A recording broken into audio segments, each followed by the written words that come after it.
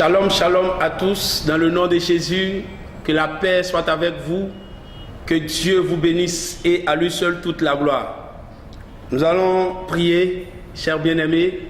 Seigneur notre Dieu, nous te disons merci. Merci pour tous ceux qui nous suivent actuellement. Merci pour ce que tu nous as donné la vie et que nous sommes encore devant ta parole. Que tous ceux qui écoutent ce message éternel soient touchés et soient transformés dans le nom de Jésus. Que ta grâce se répande sur eux. Au nom de Jésus, j'ai prié et nous disons Amen. Bien-aimés dans le Seigneur, bonsoir. Bienvenue à ce rendez-vous de la parole révélée, de la parole qui libère. Aujourd'hui encore, nous lisons dans le livre de Esther, chapitre 2, le verset 9. Je lis la parole du Seigneur.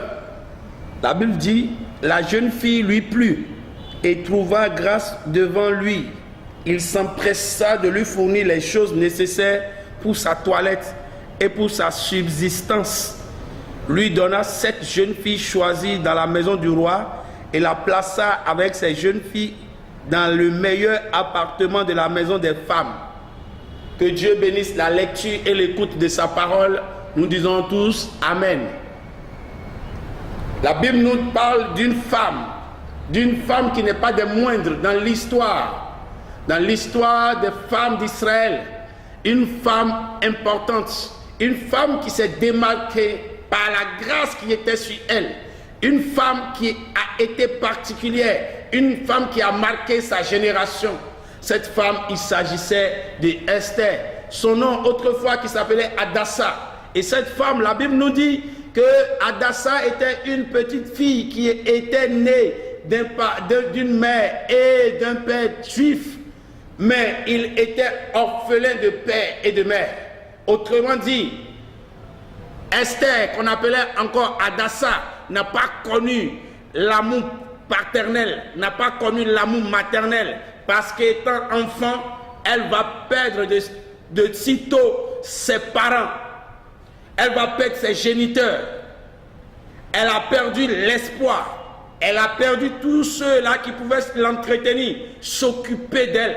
Non seulement Esther, appelée Hadassa, souffrait de la solitude et du manque de ses parents, mais elle souffrait encore d'un autre mal. Elle n'était non seulement pas orphelin, mais elle était une rescapée. Elle était esclave. Elle était sur une terre étrangère. Et elle était recueillie cependant par quelqu'un qu'on appelait Mardochée, qui était un parent proche, son oncle.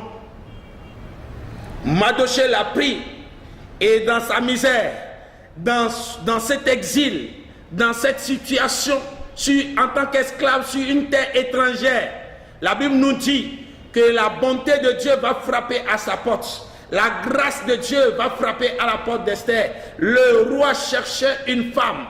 Et une femme, ce n'était pas une femme, n'importe quelle femme. Le roi cherchait une femme de qui il fera la princesse, elle fera la reine du royaume, du grand empire de Babylone. Et parmi des milliers de personnes, parmi des milliers de jeunes filles qui défilaient devant le roi n'avait pas trouvé quelqu'un qui allait réjouir son cœur. Il n'avait pas trouvé quelqu'un qui allait lui donner la joie qu'il avait perdue avec l'ancienne reine qui s'appelait Vasti. Et cette fois-ci, il a trouvé, la Bible nous dit qu'on défilait devant le roi, les femmes, les filles, les jeunes filles défilaient, mais aucune d'entre elles n'a retenu l'attention du roi. Mais quand ce fut le tour d'Esther, quelque chose allait se passer, quelque chose de merveilleux, quelque chose de mystérieux allait se passer.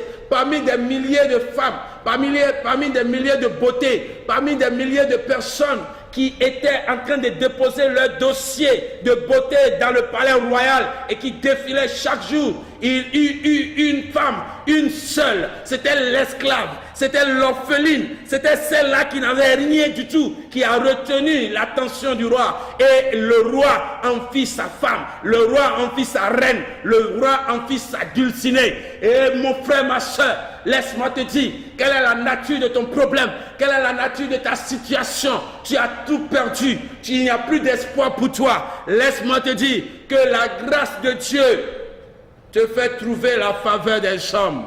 et ils te feront du bien. Si tu crois au nom de Jésus-Christ de Nazareth, que je te prêche.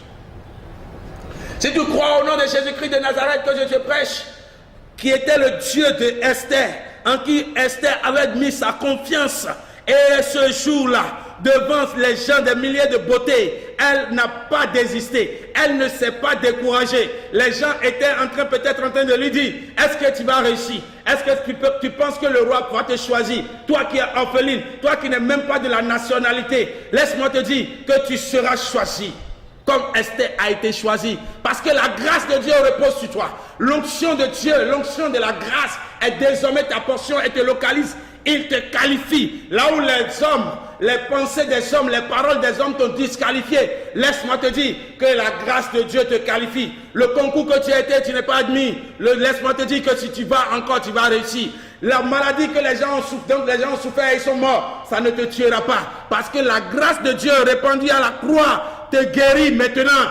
Là où les gens échouent, toi tu ne vas pas échouer. Là où les gens tombent, toi tu ne tomberas pas. Parce que Dieu a fait élection selon sa grâce et c'est toi qui as été choisi. C'est toi qui as été choisi. C'est à toi on doit donner le bonheur. C'est à toi on doit te faire du bien. Et je prie pour toi maintenant. Partout où tu passes, au nom de Jésus-Christ de Nazareth, qu'on te fasse du bien. Partout où tu passes, tu attires les regards, tu attires les faveurs des hommes. Au nom de Jésus-Christ de Nazareth, qu'il te soit fait selon la grâce de Dieu. Et que la grâce et le bonheur t'accompagnent partout, toute ta vie. Au nom de Jésus, j'ai prié pour toi et nous disons Amen.